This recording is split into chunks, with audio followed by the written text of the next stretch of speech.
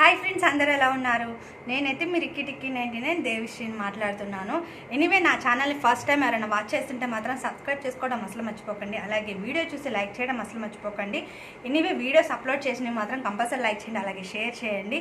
First time ఎవరైనా watch చేస్తుంటే మాత్రం సబ్స్క్రైబ్ చేసుకోండి. ఈ రోజు అయితే స్పెషల్ వచ్చి పిజ్జా వీడియో వేస్తున్నా. రోడ్డు పైన స్ట్రీట్ పిజ్జా మీరు కూడా తింటే మాత్రం ఈ వీడియోని లైక్ చేయండి. కాస్ట్ అయితే ఎక్కువ ఉందనుకోండి, టేస్ట్ అయితే సూపర్ ఉంది.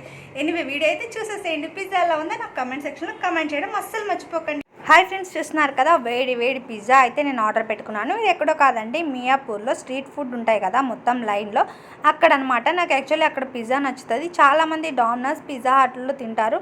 వీళ్ళది ఏంటంటే పిజ్జా ఓన్గా ఇంట్లో చేసినట్టు అనిపిస్తుంది నాకైతే. ఎనీవే, నేనైతే ఆర్డర్ పెట్టుకున్నాను. అది కూడా చికెన్ తందూరి పిజ్జా అనమాట. చాలా అంటే చాలా టేస్టీగా ఉంది. ఎక్కువ చీజీ లేకుండా లైట్గా మయోనైస్తో, చికెన్ పీసెస్ ఎక్కువతో చాలా అంటే చాలా టేస్టీగా అనిపించింది. చూసారు కదా, ఆర్డర్ అయితే వచ్చేసింది అనుకోండి. కాస్ట్ వచ్చి 220 రూపీస్ అనమాట.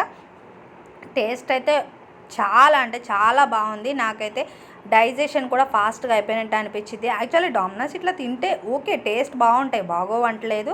బట్ కానీ కొంచెం ఏంటంటే అన్కంఫర్ట్గా ఉంటుంది, అంటే డైజెషన్ ఫాస్ట్ అవ్వదేమో అనిపిస్తుంది. ఇదేంటంటే ఓన్లీ బ్రెడ్ పీస్ లాగా ఉంటుంది, ప్లస్ చికెన్ పీసెస్ కూడా చాలా ఫ్రై అయినాయి. టేస్ట్ కూడా చాలా అంటే చాలా బాగుంది. నాకైతే బాగా నచ్చింది అనుకోండి. ఎనీవే, మీరు కూడా ఇలా తింటే మాత్రం నాకైతే కమెంట్ సెక్షన్లో కమెంట్ చేయడం అసలు మర్చిపోకండి.